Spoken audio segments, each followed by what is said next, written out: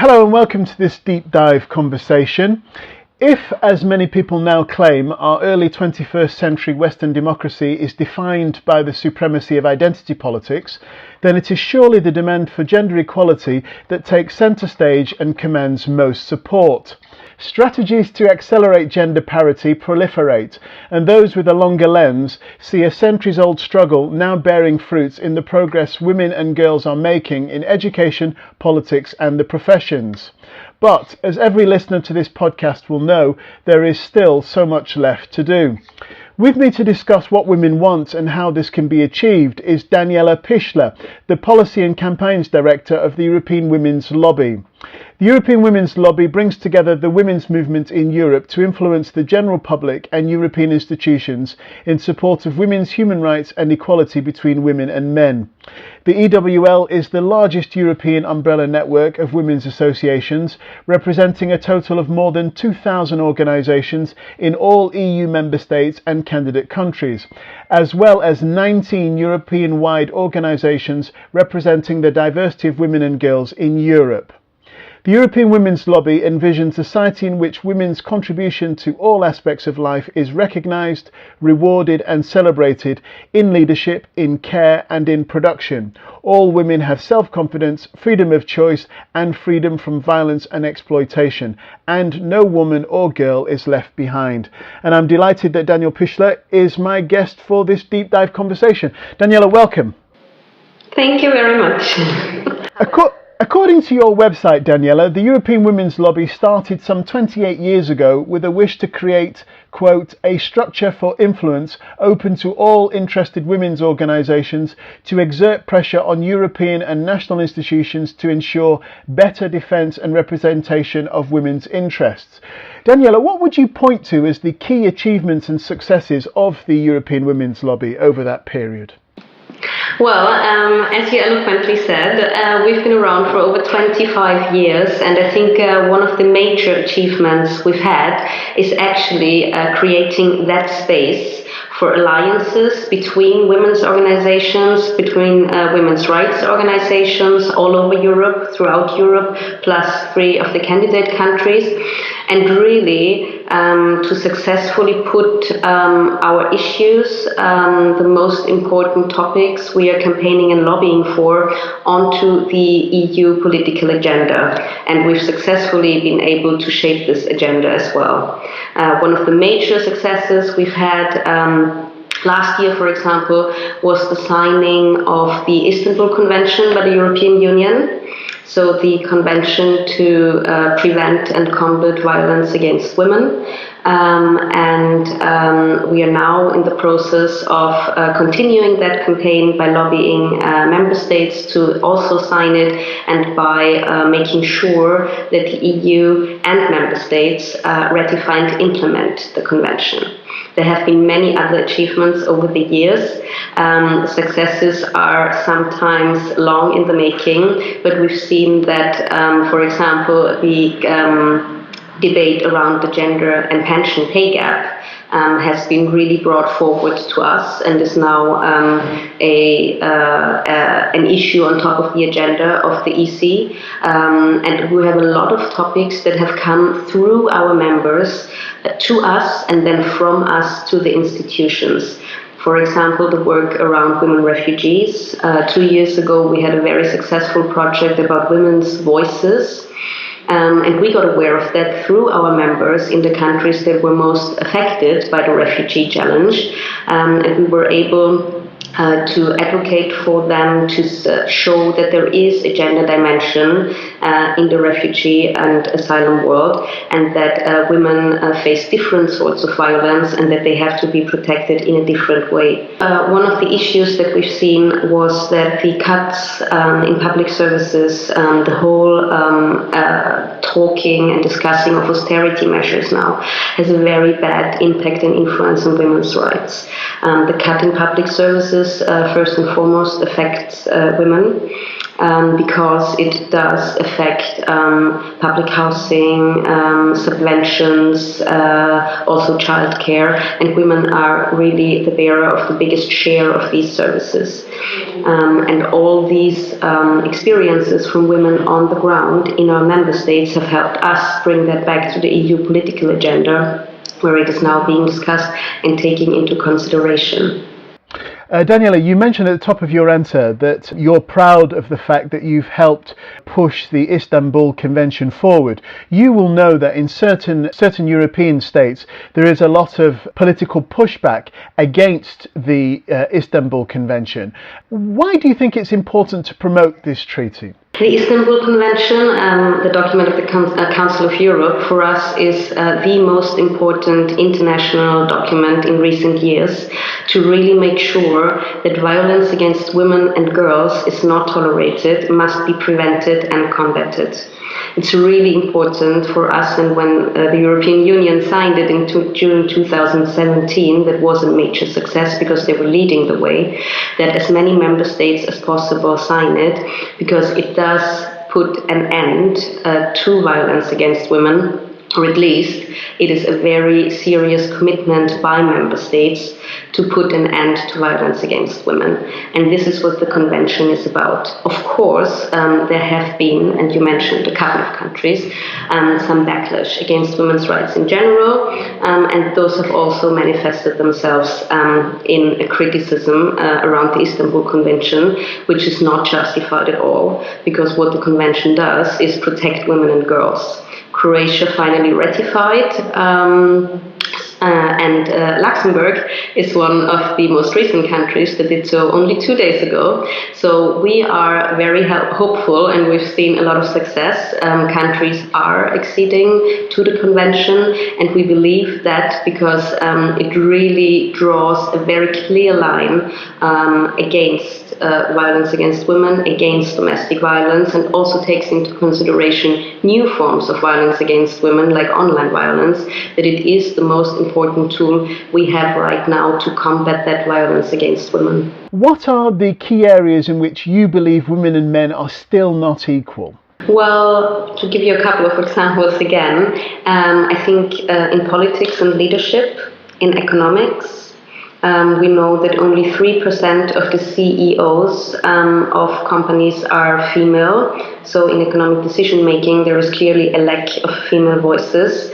In the politics, now with the upcoming elections in the European Parliament in 2019, I can give you the number of 2014. It was only 37% female MEPs, and this number has even decreased since. And that's still huge compared to some national governments. And then everything that is related to these areas, and especially, as we just mentioned before, violence against women is really prevailing. New forms of violence against women are emerging. And for example, online violence is gendered. It is gendered across continents. Women are 27 times more likely to be harassed online. So violence against women is everywhere on any continent, even here in Europe, and that is clearly something where gender equality has not yet been achieved, and it shouldn't, because there should be no violence against neither men nor women on the planet.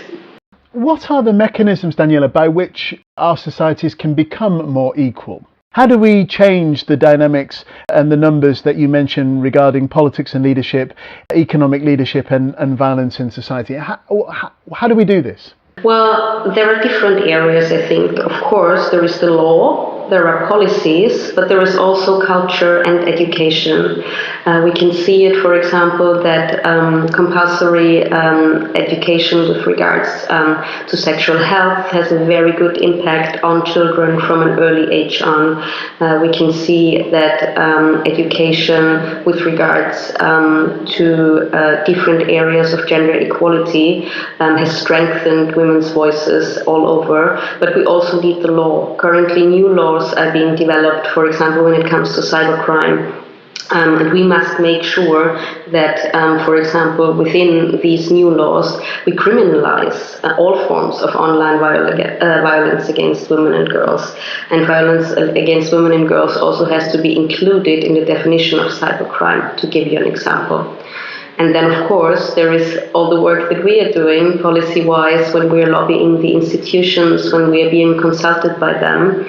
Many resolutions have been passed by the European Parliament as well, because that also creates public debate, it creates dialogue, and it is important for citizens now more than ever to exchange, to discuss, to debate, and to come up with solutions to the challenges we're all facing today. Is it your view, Daniela, that when it comes to law, that certainly within the EU member states and perhaps within the Council of Europe area, the laws are more or less adequate to deal with the fight against sexism and misogyny? There exist some laws, and we are happy about them, but what we really need to do is translate these laws into reality. In the member states, and those laws, like the Istanbul Convention, those legal texts that have only been signed must also be ratified and implemented. The implementation bit is always the most important one, because this is what directly affects people's lives, and this is what hopefully also makes a positive difference in people's lives. For example, the European Commission now issued an action plan to close the gender pay gap, which is already very concrete. Of course, we would like to see binding targets for all member states on how to close the gender pay gap. So there can always be improvements made to that. But we can also see very clearly that politicians and politics are becoming aware that law and legislation is one thing, but action plans and implementations and binding targets are equally important. We can also see that in some countries now, where there are quotas for women in leadership, that companies have to pay women and men equally. Iceland just passed a law in 2018 that mentions that companies over 25 employees have to pay men and women equally. So we are eager to see how that translates into reality and how that will also shape the reality of the people that live in Iceland. And there are many others that really show efforts now, even companies that do have to have 30%, I believe it's in Austria, of the senior management in big companies being women. And all these little contributions will hopefully also transform reality in the feminist Europe we want to see and live in. Essentially, this is a project of persuasion. You're a lobbyist, that's what you do. You're there to influence political institutions around the ideas of a feminist Europe, as you've just said. What's the offer, though? What are we working towards, and why should men adhere to this project? That's a very good question. Thank you very much. As you mentioned as well in the introduction, our vision of Europe is a feminist vision, and for us that means that we do not hate men, and we do not think that all the evil comes from the male, but that we want to create a society that is based on well-being and equality, that is based on social justice and solidarity. So that is quite a transformative approach that we are proposing. And we are very aware of that, but we think that this is one of the reasons if women want to enjoy equal rights, they also have to be equally represented in decision making. They have to be recognized and rewarded, but so do men. It has just been a historic imbalance between women and men, and we want to shift that into a balanced society in which each individual can actually fulfill their whole potential when it comes to men, women, minorities, girls and boys. So this isn't a project to replace one form of gender supremacy with another? Well, I think until we get into a balanced state, me personally, I wouldn't be against it. But what we really want to create is a Europe where all identities are equally appreciated and rewarded. Let's just drill down a little bit into that. Do you believe, Daniela, that the presence of more women in business and government would make our current economic administration less destructive or better, and our system of representative democracy better and fairer? I do believe so. I do why? believe that women politicians, first of all, since we do represent over 51% of the EU population, should be on the table, should be discussing at the table before ending up on the menu. Because, and sorry, it is because of our life experiences. That is what we are bringing to the table.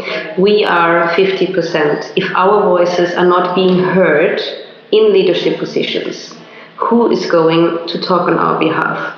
People that have not had those experiences, they can never explain, they can never feel, they have never experienced what a woman has felt.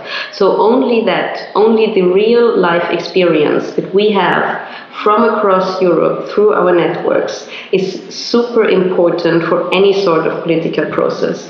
Only if those issues are on the table and are being discussed, they will have the importance they have in the lives of over 50% of the European population. I think that's a very hard argument to challenge, so I'm not going to do that. The argument for parity is one I can understand. But my question was a bit more specific. It was, do you think just by the fact that there are more women, or an equal number of women involved in business and government, by definition that would make capitalism less destructive and the system of representative democracy better and fairer? I do think that women and the 50% equal representation of women is a means to be able to transform the society we live in. So yes, a quota of 50%, for example, is a temporary means that we need to achieve parity democracy. But yeah, we also believe in the transformation of the current system and of the socio-economic vision.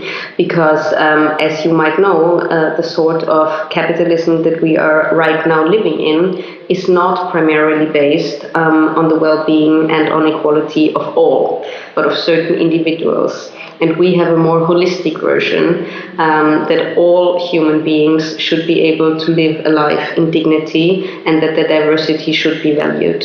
But why are women the transformative gender, Daniela? Because of the experiences we have in our lives, because all women across Europe and across all continents have faced discrimination. They know what the current system is doing to them, because many women have been mothers or grandmothers, so they also know what it takes to really recreate our future. It's a physical experience, but they also know what it needs to be able to take care of somebody else, to have a vision that is not short-term, but that really envisions the well-being of human beings for a longer cycle. The women know what it means when health or bodies are being commodified, when we do not have the rights over our own bodies anymore. That's something that a very small percentage of men might experience too. For women, it's unfortunately true all over,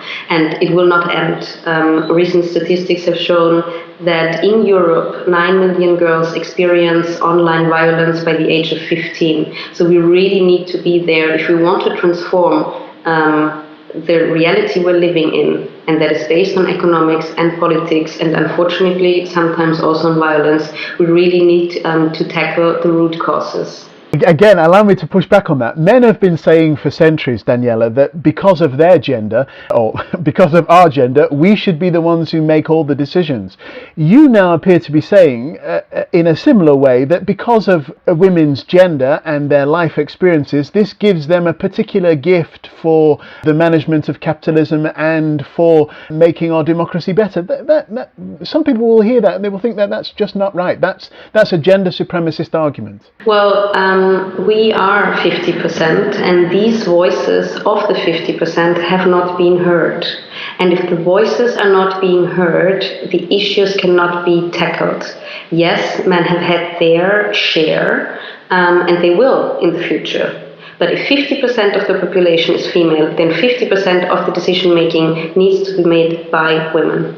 The European Commission supports the work of the EWL, Daniela, as you know. On your website, it states that the European Women's Lobby exists to lobby at European level and to provide information to decision makers to ensure that women's rights and needs, as well as a gender perspective, are taken into account in the preparation of policies and legislation.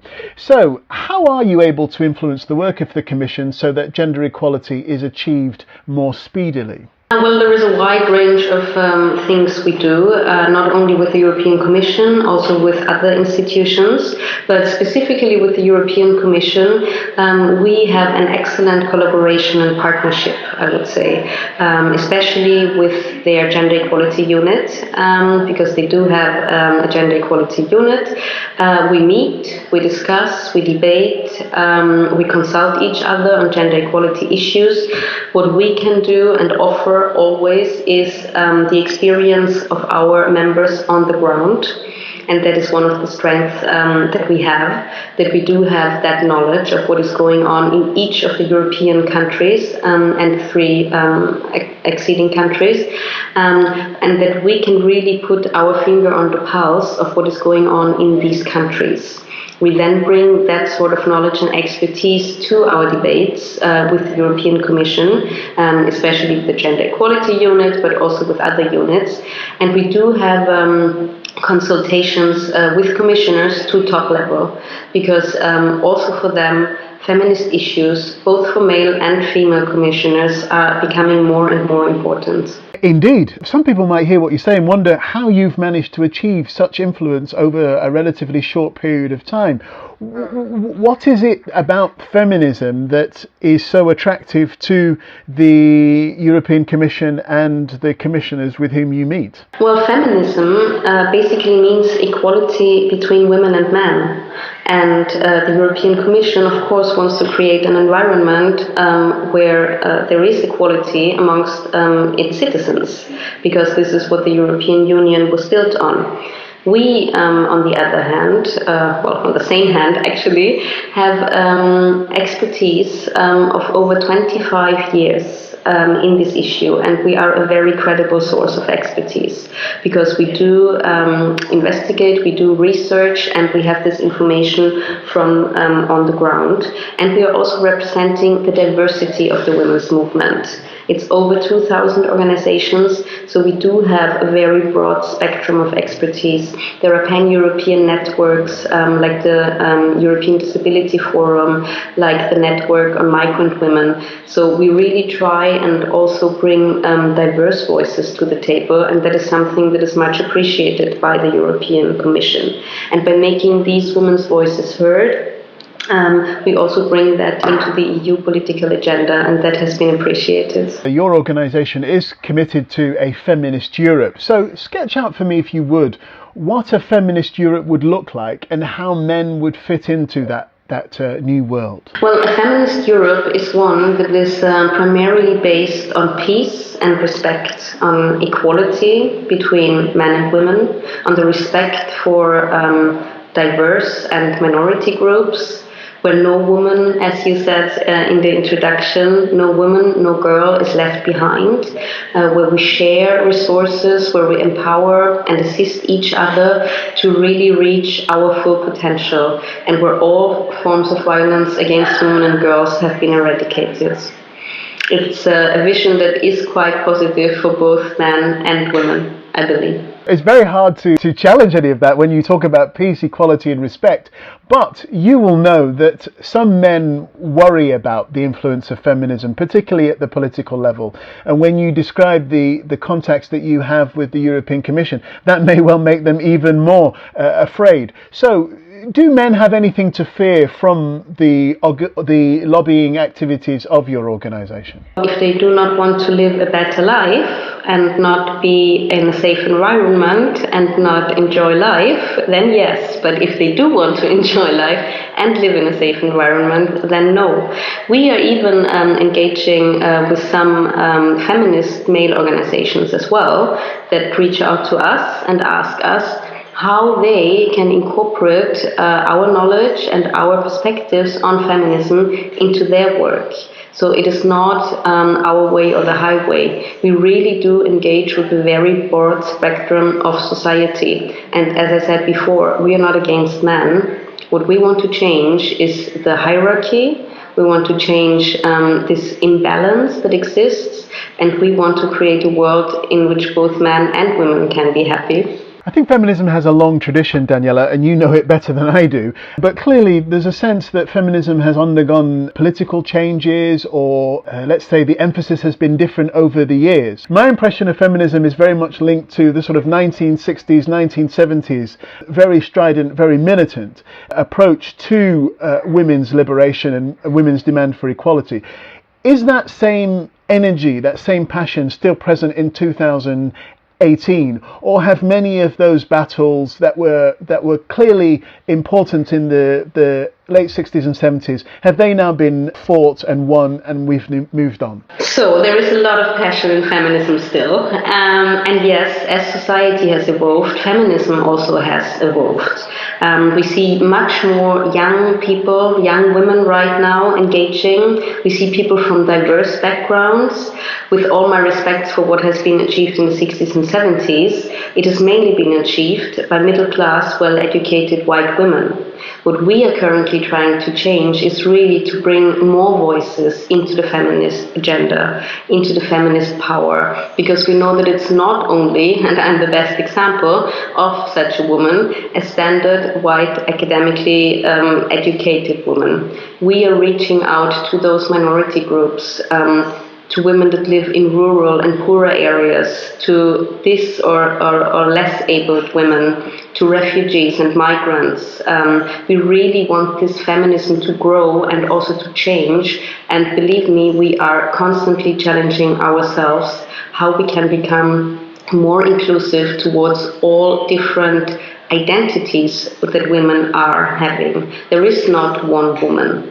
Fortunately or unfortunately, we are all different and our voices must be heard on equal terms. And so many new challenges have arisen in the meantime. New and old challenges, unfortunately, because the rights that my mother and my grandmother have been fighting for example, the right to abortion and our sexual and reproductive rights and health, they are now being questioned. But that very group of people that you mentioned before, by ultra-conservatives and ultra-religious groups that are questioning the achievements that are the law across Europe, and we really need to be very vigilant because we can never take our rights for granted. That is something that I have learned over the past years. Is it problematic, Daniela, that feminism is too closely identified with a kind of left-of-centre politics? Well, as I said before, there are many different forms and shades of feminism. And the one thing that we will not do is let ourselves divide. I don't know exactly where the perception of the left comes from, but I can assure you that many people, and especially younger women and men, that do not even think in that device of left and right anymore. They do not associate feminism with the left per se, because they would never be left or wanted to identify as left. The good thing is that feminism and the issues of women's rights and equality between women and men have now been shifted, and I think are in a way beyond either being left or right. They are being abused by some right-wing and anti-feminist populists, and they are being abused to create new fears, but they are not sitting in one corner or the other. Women that support our vision of a feminist Europe can come from different walks of life and different backgrounds. Well, let's go on to that point about the rise of populism. On your website, Daniela, it states that the EWL has been one of the organisations leading the opposition against the European extremist and populist parties. It goes on to say that those movements are a major threat for women's rights and gender equality. So what do you make of the view that the rise of populism and the new right in Europe can be explained in part by the failure of feminism to make its case beyond its core constituencies? Are you worried by the implications of what some people describe as gender equality fatigue and the backlash against identity politics? There certainly is an attempt of a conservative backlash, and that's a reality. And one of the consequences is that gender equality might be seen by some politicians as something that is less important than it used to be. I also have to admit that the Gender Equality Index that is issued by EIGE shows that there has been a certain stagnation of gender equality.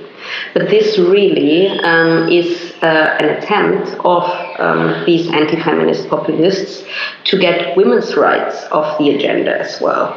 As soon as gender equality is not on top of the agenda, is not included in budgeting, in households, in laws, of course, there is a huge threat to women's rights.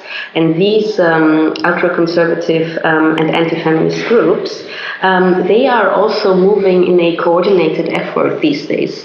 We've seen it, the way they campaign together and the way they support each other. They are really trying to remove women's reproductive rights in many countries at the moment. Why? Our answer is very clear. They want to be able to put women back into the house. They want women to be the bearer of the nation's children and not be able to fully participate on equal terms with men in public life. And we will not tolerate that, because we think that women, as men, should have the full spectrum of participation in life. Again, we had a little break in the audio, but I'm going to go back to this issue of the backlash against women's sexual and reproductive rights later in our conversation. However, let me just pick you up on that last point. You said that there is a backlash against women. Some people will see it a bit differently, Daniela. What they say is that there were key battles that needed to be fought and won in the late 60s and early 70s, which were about basic freedoms, basic human rights. We're all familiar with the idea of women trapped in horrible marriages, domestic violence. These sorts of issues needed to be dealt with, and that those issues have been dealt with.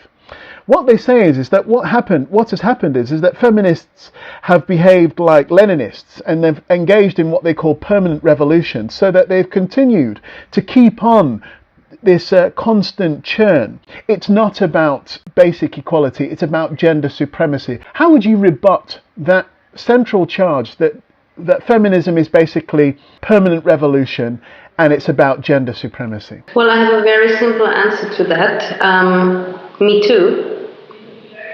Me Too was a very clear sign, and it is still going on because we've only cracked the surface of what is going on. Me Too clearly showed us that violence against women and gender inequality are prevailing. All the women that are now standing up, that are now voicing and making their voices being heard, show what is going on in reality.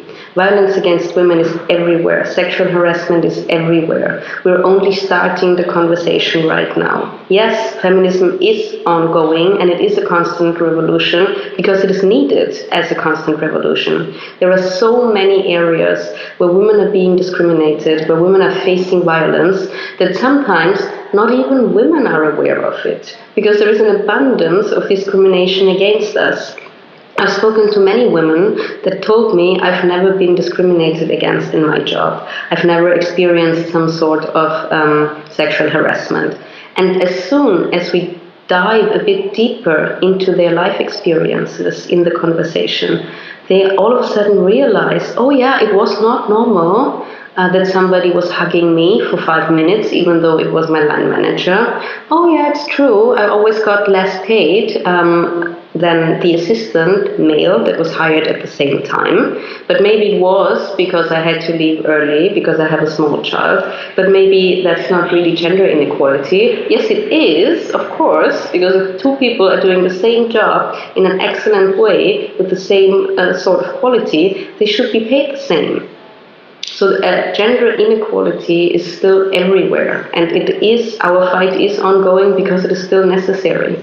Some observers look at the current situation in most Western countries and note that more money is spent on women's healthcare than men's.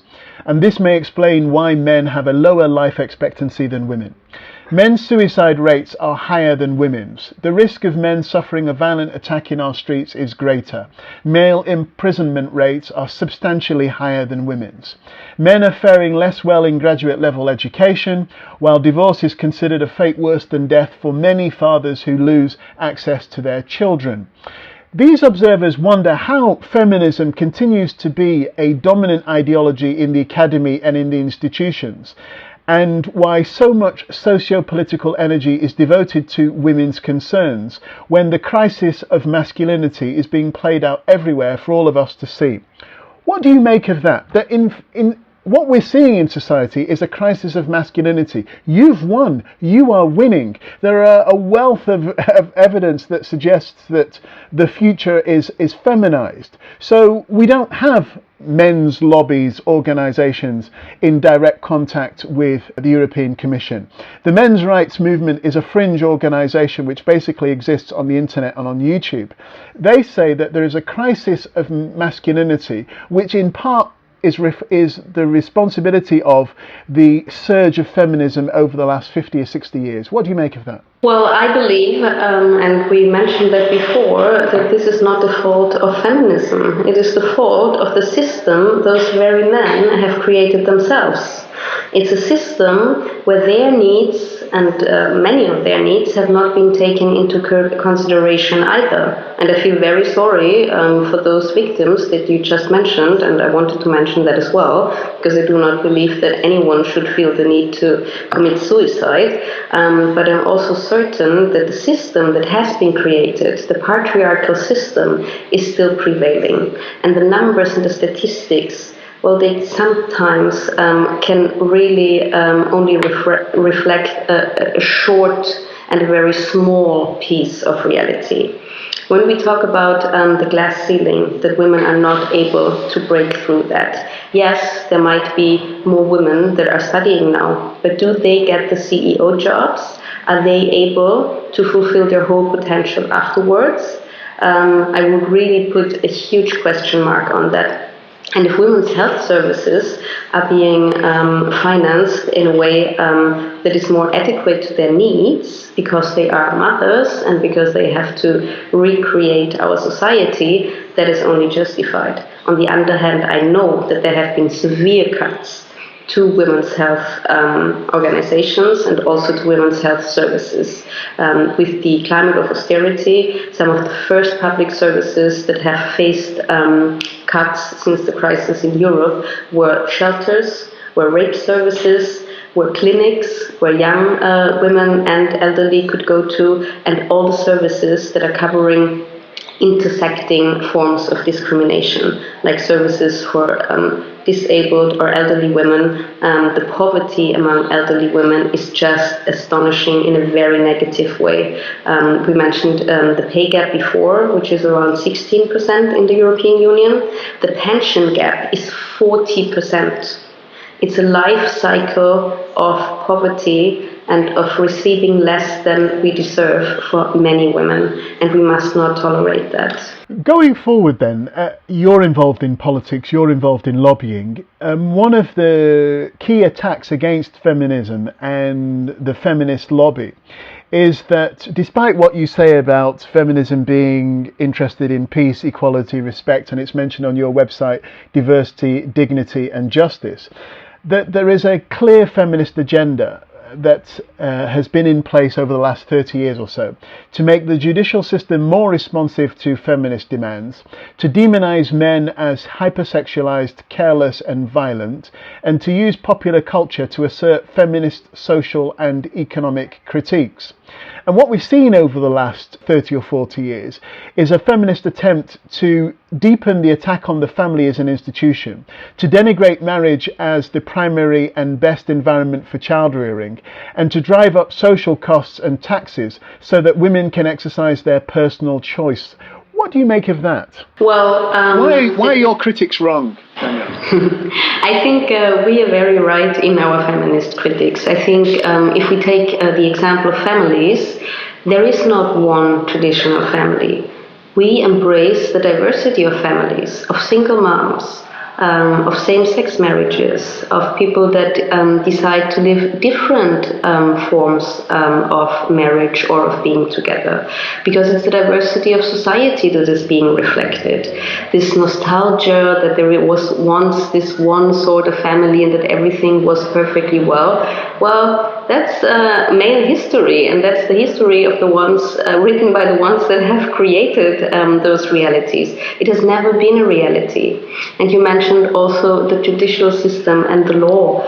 I know, and we've talked about the importance of law, but especially, as I mentioned before, when it comes to new forms of violence, like online violence, there is not enough law yet.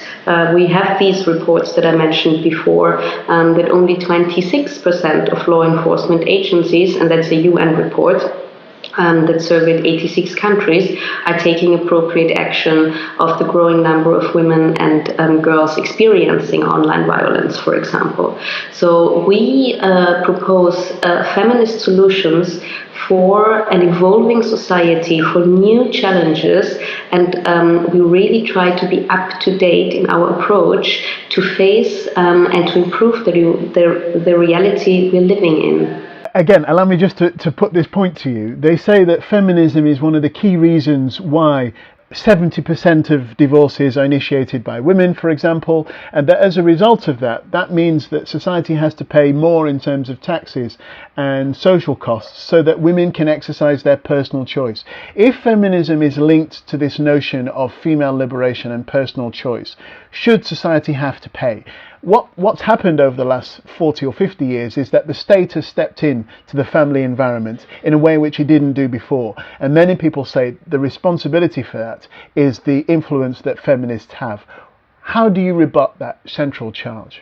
Personal choice and personal choice of women over their lives and over their bodies is not a feminist idea. It is a basic human right, because every woman's right is a human right, and those rights are non-negotiable and indivisible for us. We are creating a system where 50% of the world's population also have 50% of the rights and responsibilities. Of course, some men use this as an argument against us, because the world they know, the world they grew up in and used to live in, is changing. But that is a reality. That is a reality that is already happening, and it is a reality that is good, because 50% of the world's population have been suffering for centuries because they could not live the life they wanted to live. And yes, of course, to achieve gender equality, we need to invest in household and in budgets, because there is an historic imbalance, and because we really need to strengthen the part of the female share in order to achieve a balance and equality. And we are far from achieving that. Few countries have a gender budgeting or a gender lens on their budgets and households. And if they have, we really need to go through the policies and see how they are being implemented, because there is this historic imbalance between men and women, and we have to fight that. Daniela, is it not fundamental to this conversation about the rights of women and men, the fact that it is only women who can have children? Shouldn't that shape the way in which this conversation moves forward around what we can expect of men, what we can expect of women? This central fact that only women can have children. Well, I think that whatever we contribute to society should be valued. And of course, contributing to the fact that our society can live on and grow should be something that women should be especially valued for. Because it's not only getting pregnant, it is about your body and about the decisions you take, that you want to have a child, that you want to dedicate a huge amount of your life, decades, to that individual being. And you should be best supported to be able to do so.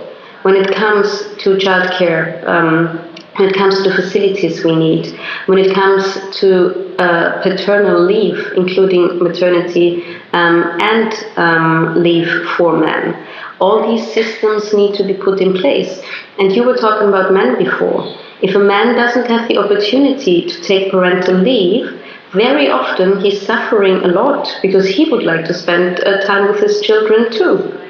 So implementing these changes that we are suggesting would really create a better society and a better life for both women and men. Your organisation, Daniela, demands that women be liberated from all forms of oppression.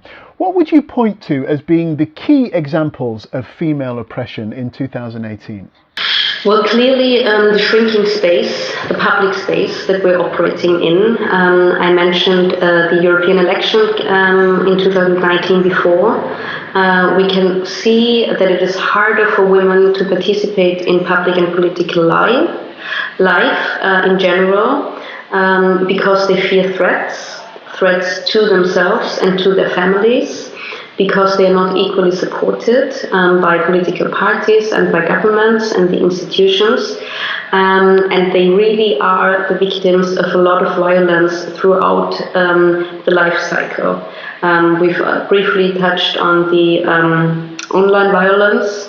Many politicians, female politicians, decide not to run for office because they are afraid of the verbal and graphic abuse and the consequences this has for them and their families. But also another really important aspect are the economics, where discrimination is still happening on an ongoing basis, and other forms of violence against women that we experience in our everyday lives. During our conversation, it's come up several times. So let's now tackle this issue of the gender pay gap. Some critics claim that this pay gap is a myth.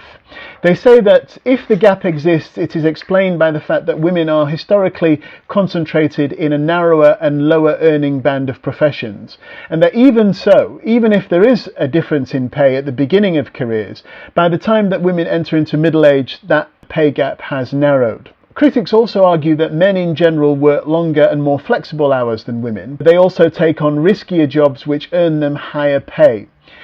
It's also clear that men tend to be unionised, which gives them greater protection when it comes to their salaries. There are other reasons that are cited to deny the existence of this gender pay gap. And what your critics say, Daniela, is that feminist advocates point to a gender pay gap for socio-political reasons. It's linked to this notion of the permanent revolution, and that what feminist advocates are doing is they wish to discount inconvenient facts that would make the debate less simplistic. How do you respond to those charges, Daniela? Well, of course, it's a reality that women are more present in less well-paid jobs. And it's also a reality that women cannot get through the glass ceiling. And we need to change that.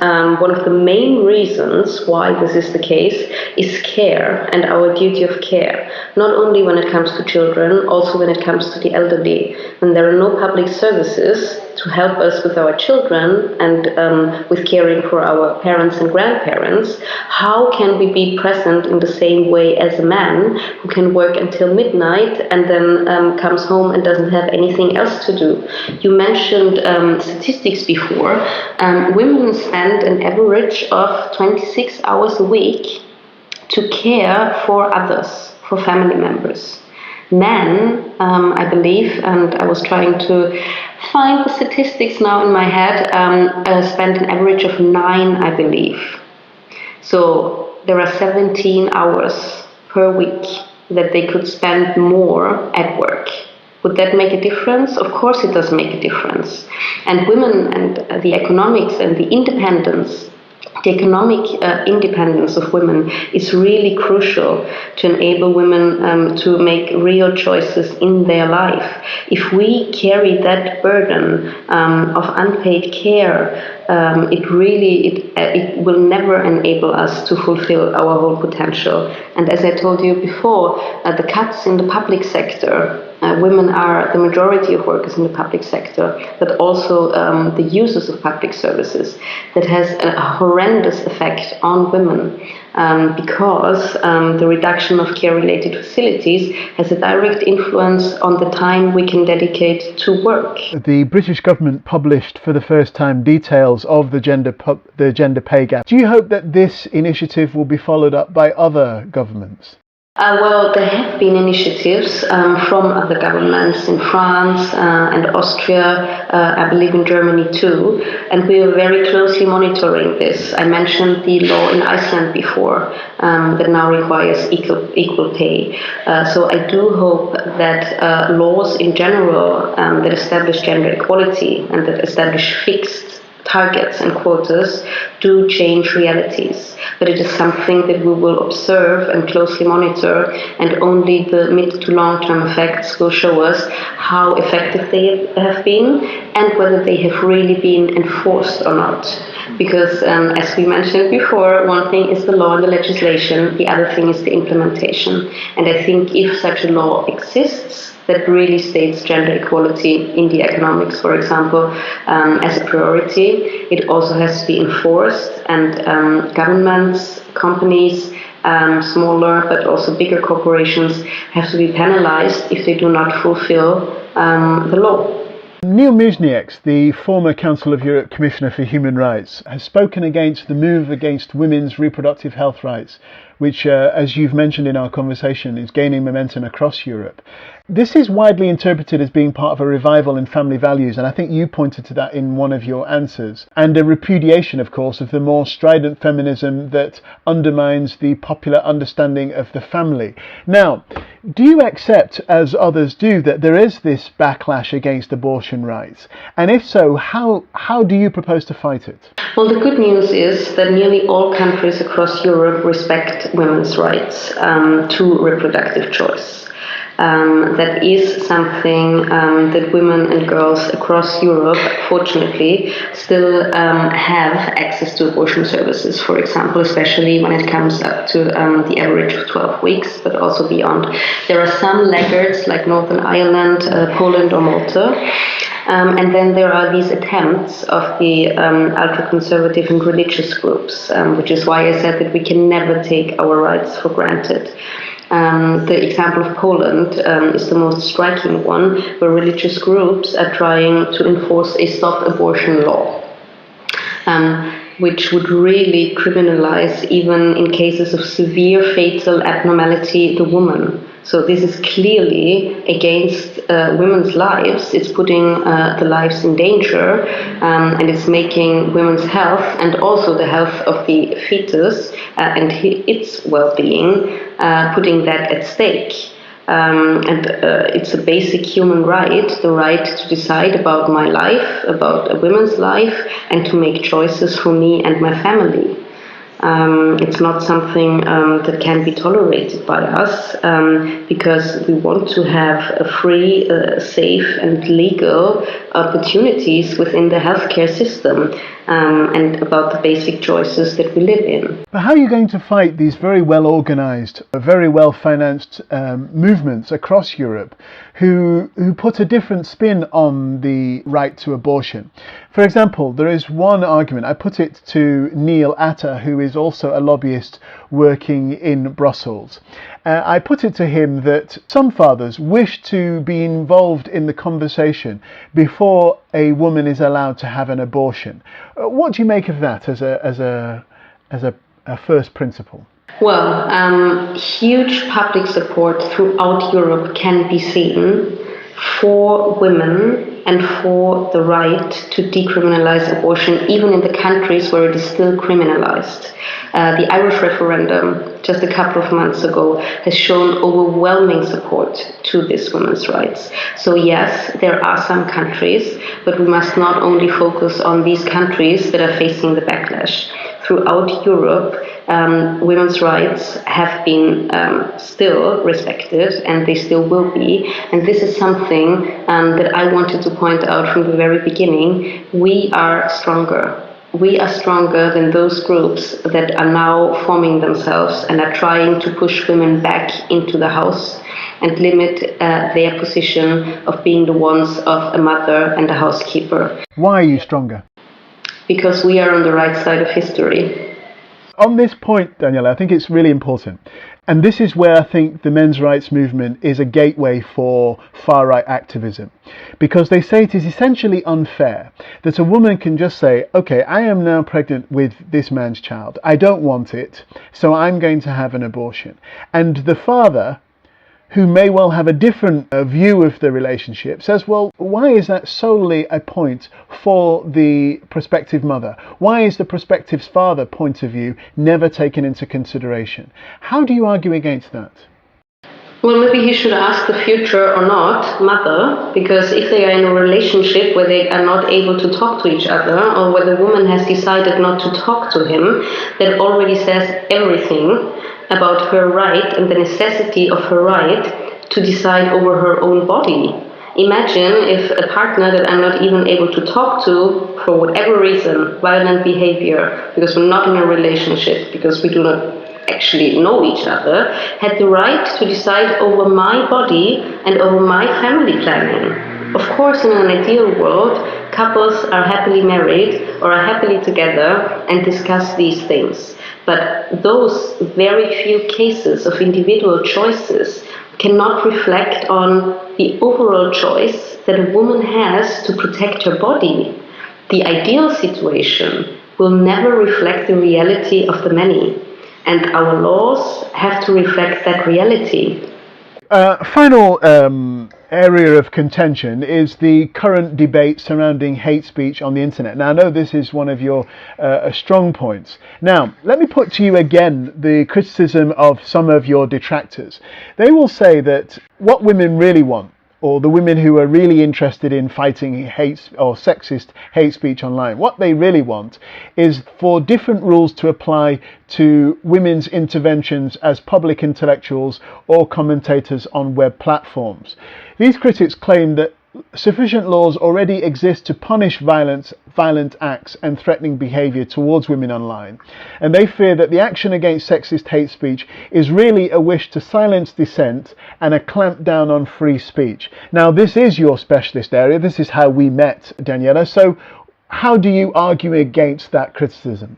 Well, we have data that we did through our own research across Europe for half a year, and also data from the United Nations different bodies that clearly prove that online violence against women and girls is gendered.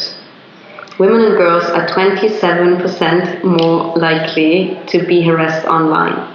So we cannot take that dimension out of the equation. It would not make any sense. I said before, 90% of the revenge porn victims are female. 90%! And unfortunately, 93% of these women that are victims of revenge porn, although I prefer to use the term image-based sexual abuse, in order not to use the language of the perpetrators, those victims suffer significant emotional distress. That's just one of the examples that I can give you. The verbal online abuse, like hate speech, is in its majority sexist. And it's reinforced again by intersecting vulnerabilities, I would say, like, for example, racism, unfortunately. We've seen that one of the British MPs, Diane Abbott, in the last campaign, received over 36% of all online violence directed at all politicians. So because she was a woman and she came from a diverse background. All this is also misused, really, the online violence and the climate that has been created to silence women, to silence girls. And of course, we must somehow combat that, because if from an early age on, girls and women do not feel empowered to speak out publicly, how can they be able to participate in public and political life? They can't. I'm familiar with the Diane Abbott case. Again, what people will say on that case and others is that if women wish to be taken seriously in the public space with their ideas, particularly their political ideas, then they must get used to the rough and tumble of political discourse, which is to say that women will be attacked for their ideas. Critics will say that if those attacks become defamatory, sufficient laws already exist. They argue that we don't need new and more punitive legislation to deal with this. Is there something just so pernicious in the way in which women are treated online that requires us to take specific action? Women are being abused not because of what they are saying, and that's the crucial difference, but because they are women. And men that attack women online, they do not even listen to what women are saying. They do not listen to their priorities or what they're standing for. They attack them because of their sex and because of the gender. And that is a value that we must hold up very high in our democracies, that this must not happen. You must not be discriminated against your sex or gender. Finally then, a question that I put to all the people who join me for this deep dive conversation. Does the arc of history bend towards progress, Daniela? I fiercely believe so, yes. I'm an optimist by nature. I know that the times are challenging, but I've also seen women and girls and feminist men rising up, reclaiming spaces, discussing democracy, being really eager to shape the future together. And we've seen an outburst of energy, feminist energy around Europe, which has been just very amazing. I'm talking a lot to young feminists with their ideas. There is a lot of positive energy there, and I'm sure that we'll be able to create a better future for all together. Excellent. On that positive note, let me say thank you again for joining us for this deep dive conversation. Thank you. Thank you very much. Take care.